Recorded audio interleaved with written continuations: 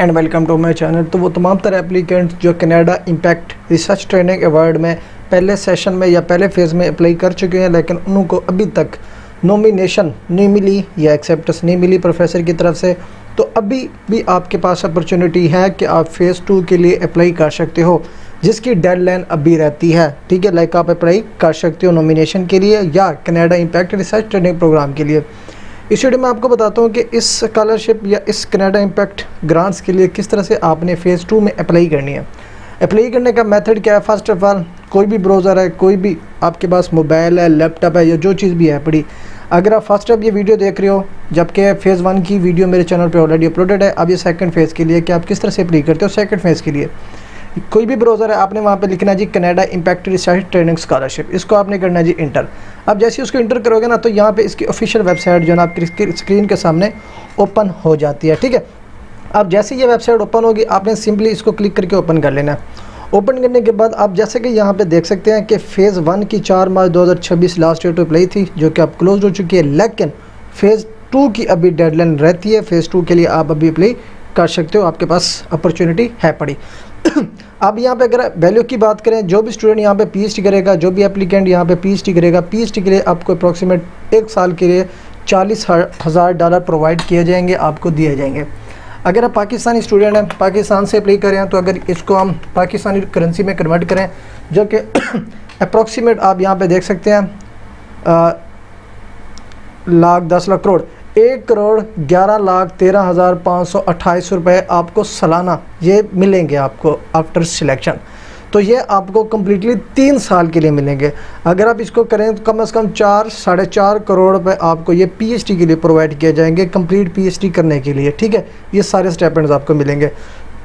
अगर आप post doc के लिए अप्लाई करोगे तो आपको $70,000 जो है ना आपको सालाना 1 साल के लिए दिए जाएंगे, जो कि आप इसको भी कन्वर्ट कर सकते हो टू पी के, जो कि ऑलमोस्ट यहाँ पे बनते हैं 1 करोड़, अप्रॉक्सीमेट 2 करोड़ रुपए बनते हैं सालाना। ठीक है, अगर आप पीएचडी के लिए अप्लाई करते हो तो आपको मिलेंगे जी अप्रॉक्सीमेट 1.5 करोड़।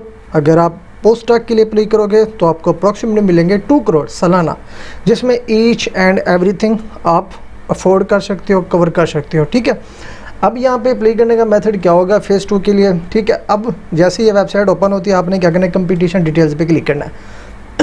अब उस पर क्लिक करोगे, कुछ इस तरह से इसकी वेबसाइट ओपन हो जाएगी। ठीक है, अब जो बेसिक मेथड है कि आपने इसमें अप्लाई किस तरह से करनी है। ठीक है, अप्लाई करने का मेथड फर्स्ट ऑफ ऑल क्या है कि आप अपना रिसर्च एरिया देखोगे कि आया कि मेरा रिसर्च एरिया इस ग्रांट्स के अंडर फॉल करता है कि नहीं करता। अब यहाँ पे देखिए जी what are the priority areas, अब यहाँ पे क्लिक करें। अब ये एरियाज़ हैं, इनमें से किसी भी एरियाज़ में आपका इंटरेस्ट है तो आपके लिए परफेक्ट अपॉर्चुनिटी है। ठीक है, लाइक आपका AI है, क्वांटम है, cyber security, health, biotechnology, clean technology, resource value chains, environment, climate resilience, architect, food, water, democratic, community resilience, manufacturing, advance material, defence, dual use technologies, ये एरियाज़ हैं। ठीक है, पीएचडी के लिए भी ये रिसर्च एरियाज़ हैं, पोस्ट डॉक के लिए भी ये रिसर्च एरियाज़ हैं। अगर आपका इंटरेस्ट इनमें से किसी भी एरियाज़ में है, इसके अलावा अगर आप अपना रिसर्च इंटरेस्ट थोड़ा सा चेंज भी करना चाहते हैं, शफल भी करना चाहते हो, तो नो इशू, आप इनमें से किसी भी रिसर्च एरियाज़ को चूज़ कर सकते हो। लेकिन इन जो भी आप रिसर्च एरिया यहाँ पे चूज़ करोगे, आपको उसी के मुताबिक अपना रिसर्च स्टेटमेंट या रिसर्च प्रपोजल या रिसर्च प्रोजेक्ट बनाना होगा। ठीक है, लाजमी नहीं कि आपने उस टाइटल पे ऑलरेडी काम किया हो। जैसे कि आप फर्स्ट टाइम बैचलर में या मास्टर में टॉपिक डिसाइड करते हो, उस टॉपिक के ऊपर रिसर्च जब आप कंडक्ट करते हो, उसको कंडक्ट करने के लिए आप ऑलरेडी मल्टीपल पब्लिश्ड आर्टिकल पढ़ते हो। ठीक है, जो भी रिसर्च के दौरान आपको इश्यूज़ आते हैं, समझ नहीं आता या किस तरह से मेथड परफॉर्म करने होते हैं ड्यूरिंग रिसर्च, ठीक है, या कौन कौन से एक्सपेक्टेड रिजल्ट्स वहाँ से निकालने होते हैं, आपको नहीं पता होता, तो आप ऑलरेडी पब्लिश्ड आर्टिकल पढ़ते हो गूगल स्कॉलर पे। तो सेम इसी तरह से अगर आप यहाँ पे अपना टॉपिक चेंज भी करोगे, थोड़ा सा शफल भी कर लोगे, तो कोई इशू नहीं। ठीक है, आप फिर भी प्रोसीड कर सकते हो। ठीक है, अब यहाँ पे आपने रिसर्च इंटरेस्ट देखा। अब जो मेजर मेथड है कि आप अप्लाई किस तरह से करोगे, लेकिन अप्लाई करने से पहले आपको यूनिवर्सिटीज़ के नेम पता होने चाहिए कि कौन कौन सी यूनिवर्सिटीज़ इस कनाडा इम्पैक्ट स्कॉलरशिप के अंडर जो है ना फॉल कर रही हैं। ठीक है, अब थोड़ा सा आपने इसको नीचे स्क्रॉल कर लेना है। ठीक है, अब यहाँ पे देख लीजिए where can I find my institution. अब यहाँ पे हमने यूनिवर्सिटीज़ के नेम चेक करने हैं, इस पर क्लिक किया। अब यहाँ पे देखें, इस पर आपने अगेन हमने क्लिक करना है।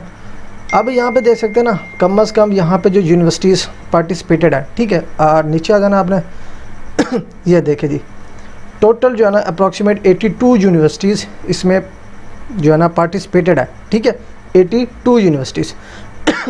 अब यहाँ पे जो सीट्स अभी रहती हैं तो उसकी भी डिस्ट्रीब्यूशन आपको यहाँ पे मिल जाती है, ठीक है। अब ये सेकंड यूनिवर्सिटी है अलगोमा, इसमें एक भी सीट्स अभी अलॉट नहीं हुई, बिल्कुल ज़ीरो पड़ी हुई हैं, आप अप्लाई कर सकते हो। ये देखिए ब्रैंडन यूनिवर्सिटी बिल्कुल ज़ीरो है, ब्रिटिश कोलंबिया बिल्कुल ज़ीरो है, ठीक है। अब यहाँ पे ये जो सीट्स अभी बची पड़ी है, ठीक है, यहाँ पे काफ़ी सारी सीट्स बची पड़ी है, ऑलमोस्ट 40 to 45% सीट्स अभी बची पड़ी हैं, आप अप्लाई कर सकते हैं, ठीक है। अब आपने क्या करना है, अगर ऑब्वियसली अगर आप जिसमें सीट्स ज़्यादा ऑलरेडी अलॉटेड है आप उसको स्किप कर दें, लेकिन फिर भी आप ट्राई करना चाहते हो तो कर सकते हैं, लेकिन आपने प्रेफरेंस में उस यूनिवर्सिटी को यहाँ पे रखना है जिनकी सीट्स अभी ज़ीरो अलॉटेड हैं, 2 है या 3 है या 4 है, ठीक है। तो इससे आपके चांसेस ऑफ सिलेक्शन बढ़ जाएंगे, ठीक है। अब ये आपने यूनिवर्सिटी देख ली, अब इसके बाद आपने मेथड करना क्या है, ठीक है। अब ये जो कनाडा इम्पैक्ट है ना, इन्होंने जो अपनी ग्रांट्स दी हुई है ना, ये जो फंड इन्होंने दिया हुआ है ना, अब इन्हीं ही पार्टिसिपेटेड यूनिवर्सिटीज़ के प्रोफेसर को दिया हुआ है, ठीक है। लाइक जिसको हम प्रोफेसर बेस्ड फंड कहते हैं, प्रोफेसर बेस्ड स्कॉलरशिप कहते हैं, ठीक है। ये आपको प्रोफेसर के थ्रू मिलेगी, ठीक है। अब इस तरह से कैसे आपने प्रोसीजर करना है, अब इसको जो है ना, अब यूनिवर्सिटीज़ तो आपने देख ली, ठीक है, आपने स्पेसिफिक इन्हीं ही यूनिवर्सिटीज़ में अपना प्रोसेस करना है। अब किसी की 30 यूनिवर्सिटीज़ जो है ना अलॉट हो चुकी हैं, ठीक है। अब काफ़ी सारी सीट्स यहाँ पे 25 पड़ी हैं, ठीक है, आपके लिए अपॉर्चुनिटी है पड़ी अगर आप अभी भी अपना प्रोसेस इनिशिएट करते हो फॉर फेज़ 2, ठीक है। इसके अलावा आपने कोई भी यूनिवर्सिटी सिलेक्ट नहीं करनी, अपनी तरफ से कोई भी यूनिवर्सिटी डिसाइड करके आपने अपना टाइम वेस्ट नहीं करना, ठीक है। अब इसको बैक स्पेस पे आपने क्लिक करना है। अब यहाँ पे आता है जी नॉमिनेटर के कौन नॉमिनेशन करेगा, ठीक है, कौन सा। अब ये जो नॉमिनेशन होती है ये इनकी जो फंडिंग दी जा रही है थ्रू CIHR, NSERC, SSRC, ये जो ना ऑर्गेनाइजेशन है जो कि तमाम प्रोफेसर्स को ये फ़ंड दे रही है, ठीक है। इसके थ्रू आपको PhD और पोस्ट डॉक के लिए फंडिंग प्रोवाइड की जाएगी। उसके बाद आ जाते हैं जी nominators, who is eligible to be a nominators. अब नॉमिनेटर कौन है, वो प्रोफेसर है जिसके पास फंडिंग है पड़ी, ठीक है। अब यहाँ पे देखिए जी एलिजिबल फंडिंग अपॉर्चुनिटीज़ कौन कौन सी है, ये तमाम तरह CIHR के अंदर ये फंडिंग आ रही हैं, NSERC की फंडिंग ये आ रही हैं, ठीक है। उसके अलावा SSRC के अंदर ये फंडिंग आ रही है, ठीक है। अब आपने इसमें से कोई भी मेहनत या इनमें से किसी को प्रोसीड नहीं करना, आपने जस्ट जो एक मेथड करना है ना, यहाँ पे who is eligible to be nominate. अब ये जो नॉमिनी है वो आपका प्रोफेसर है, ठीक है, जो आपका प्रोफेसर है। अब सिर्फ आपने जो स्टेप करने हैं, ठीक है, एक यहाँ पे ऑप्शन आता है, मैं वो आपको बताता हूँ, ठीक है। How can I find a nominator, doctor student और post doctor researcher interested in programme can reach out to institution directly, request for nomination receive by agencies directly. अब इसका मतलब यह है कि अब जो हमने पोस्ट डॉक या PhD के लिए नॉमिनेशन के लिए रिक्वेस्ट करनी है, क्योंकि ये है टोटल प्रोफेसर की फंड बेस्ड, क्योंकि प्रोफेसर ही आपको नॉमिनेट करेगा यूनिवर्सिटी में और यूनिवर्सिटी ही नॉमिनेट करेगी आपको इस फंड के लिए, ठीक है। अब आपने क्या करना है, उन्हीं सिलेक्टेड यूनिवर्सिटीज़ को, जो मैंने आपको प्रीवियसली यूनिवर्सिटीज़ की लिस्ट दिखाई है, उसी यूनिवर्सिटीज़ को आपने एक्सप्लोर करना है और फैकल्टीज़ चेक करनी है। फैकल्टी चेक करने के बाद जिस प्रोफेसर के साथ आपका रिसर्च एरिया मैच करता है, ठीक है, रिसर्च इंटरेस्ट मैच कर रहा है, आपने उसका ईमेल वहाँ से निकालना है, उसका रिसर्च इंटरेस्ट वहाँ से निकालना है, उसकी पब्लिकेशन देखनी है, पढ़नी है, आपने उसके रिव्यू पेपर्स जो भी है, ठीक है, उसका एकेडमिक कैरियर या रिसर्च कैरियर वो सारा आपने ओवरव्यू करना है, ठीक है, रीड आउट करना है। फिर आपने उसके रिसर्च इंटरेस्ट, उसकी पब्लिकेशन के एग्जैक्ट मुताबिक आपने अपना इंटरेस्ट बिल्ड करना है, ठीक है। फिर वो आपने अपनी ईमेल की बॉडी में राइट करना है कि लाइक अब किसी भी प्रोफेसर को आप कॉन्टेक्ट करोगे, आपने रीज़न ये देनी है कि आपकी मोटिवेशन है क्या फॉर PhD, ठीक है, और पोस्ट डॉक रीज़न ही क्या है, आपकी मेन जो एक अथेंटिक रीज़न होनी चाहिए कि वो प्रोफेसर आपको सिलेक्ट करे क्यों। अब इसके लिए आपको अपनी मोस्ट रेलिवेंसी शो करनी पड़ेगी। किसके थ्रू शो करेंगे, आप अपने प्रीवियस एकेडमिक बैकग्राउंड के थ्रू, अपने प्रीवियस रिसर्च के थ्रू, आपने प्रीवियस थीसिस वर्क किया उसके थ्रू, एग्जैक्ट पॉइंट आपने वहाँ पे मेंशन करना है कि ये वजह है जिसकी बेस में मुझे सिलेक्ट किया जाए, ठीक है। अगर प्रोफेसर वो देखेगा रिसर्च इंटरेस्ट आपका, ठीक है, आपकी CV वगैरह, ठीक है, वो आपको पॉजिटिव रिस्पॉन्स करेगा और आपको नॉमिनी करेगा, नॉमिनेट करेगा टू यूनिवर्सिटी, और यूनिवर्सिटी आपको नॉमिनेट करेगी फॉर दिस फंड्स। अब अगर प्रोफेसर को कांटेक्ट करते हो, ठीक है, कांटेक्ट करने के लिए अप्रॉक्सीमेट स्टूडेंट का इश्यूज़ होते हैं जी, मैं कांटेक्ट करता हूं तो मुझे पहले हर प्रोफेसर के लिए प्रपोज़ल बनाना पड़ेगा। तो प्रपोज़ल हर प्रोफेसर के लिए बनाने की ज़रूरत नहीं होती, ठीक है। लाजमी नहीं कि आप 10 प्रोफेसर को रीच आउट करने लगे हो तो 10 प्रपोज़ल आप बना लो, ठीक है। ऑब्वियसली कोई भी एक कम्पिटिटिव लेवल का अथेंटिक विदाउट ChatGPT, AI या प्लेजरिज्म आप प्रपोज़ल इतने नहीं बना सकते हैं, बहुत ही टफ होता है। इसके लिए आपने मेथड ये करना है कि किसी भी प्रोफेसर को रीच आउट करने के लिए सिंपल से एक स्टेप्स हैं, आप अपनी CV जस्ट अटैच कर दो, ठीक है।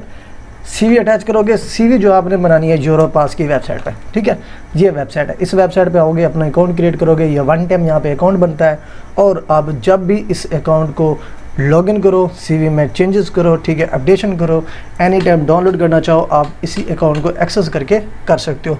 यहाँ पे आपने मेरी CV बनानी है।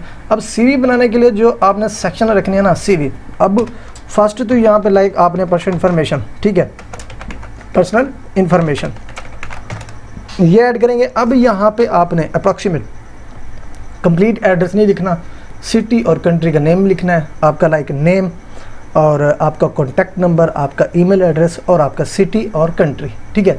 अगर आपका लिंक्डइन प्रोफाइल है, लिंक्डइन प्रोफाइल का लिंक भी अटैच कर देना है, ठीक है। ये चीज़ें आपने पर्सनल इन्फॉर्मेशन में ऐड करनी है।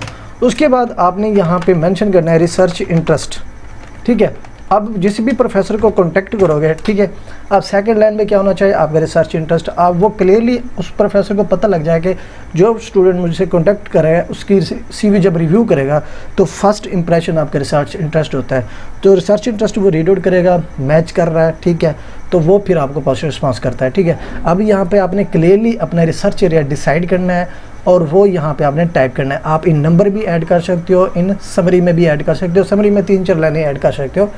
उसके बाद अगर आपका एकेडमिक एक्सपीरियंस है, प्रोफेशनल नहीं, एकेडमिक एक्सपीरियंस, रिसर्च एक्सपीरियंस, तो आपने वो यहाँ पे ऐड करना है, ठीक है। रिसर्च एक्सपीरियंस या एकेडमिक एक्सपीरियंस यहाँ पे आप ऐड कर सकते हो, ठीक है। अब आपके ये जितने भी हैं, 1 है, 2 है, 3 है, आपने यहाँ पे ऐड कर देने हैं, ठीक है। उसके बाद आपने क्या करना है, यहाँ पे फिर आपने अपना एजुकेशनल डाटा ऐड करना है, ठीक है। अब एजुकेशनल डाटा जब ऐड करोगे तो आपने मोस्ट रिसेंट डिग्री पहले ऐड करनी है, उसके बाद फिर बैचलर की डिग्री ऐड करनी है, ठीक है। मैट्रिक FSC की ऐड करने की बिल्कुल भी ज़रूरत नहीं है, आप बैचलर और मास्टर की ऐड करोगे। और अदरवाइज़ अगर आप PhD की भी है तो आपने पहले PhD की, फिर मास्टर की, फिर उसके नीचे बैचलर की डिग्री ऐड करनी है, like first PhD, second master और थर्ड बैचलर, ठीक है। स्किप 12th एंड 10th ये ऐड करने की ज़रूरत नहीं है। बाज़ों का जब CV बनाते हैं तो आप लोग बैचलर पहले ऐड कर देते हो, फिर मास्टर, फिर PhD, तो आपने ये सीक्वेंस नहीं रखनी, जो मोस्ट रिसेंट है वो पहले ऐड करनी है। उसके बाद आपने क्या करना है, पब्लिकेशन अपनी ऐड करनी है, ठीक है। पब्लिकेशन इफ़ एनी, मैंडेटरी नहीं होती पब्लिकेशन, और कुछ स्टूडेंट या एप्लीकेंट ऐसे भी होते हैं वो कहता है कि मेरी पब्लिकेशन नहीं है तो मेरी सिलेक्शन नहीं होगी, तो विदाउट पब्लिकेशन भी आपकी सिलेक्शन हो सकती है। ऑब्वियसली मेरिट होता है, कंपटीशन होता है, तो कभी कभार आपका लक भी वर्क कर जाता है, ठीक है। अगर आप फॉरेन कंट्री में जाना चाहते हैं, ठीक है, विदाउट हेजिटेशन आप उसमें एक मरतबा ट्राई करें, स्ट्रगल करें अगर आपका इंटरेस्ट है तो। उसके बाद क्या करना जी, सर्टिफिकेशन आपने ऐड करनी है, सर्टिफिकेशन, ठीक है। उसके बाद क्या करना है, अगर आपका कोई प्रोफेशनल एक्सपीरियंस है, नॉट एकेडमिक, प्रोफेशनल एक्सपीरियंस फिर आपने यहाँ पे ऐड करना है, ठीक है। फिर आपने लैंग्वेज डिटेल ऐड करनी है, ठीक है। फिर उसके बाद आपने स्किल्स मेंशन करने हैं। उसके बाद फिर अगर आपके पास रिकमेंडेशन लेटर्स बने हुए हैं, प्रोफेसर्स का डाटा है पड़ा, तो 2 रेफरेंस आपने यहाँ पे ऐड करने हैं। रेफरेंस को भी आप स्किप कर सकते हो, लाजमी नहीं कि आप अभी ऐड करो।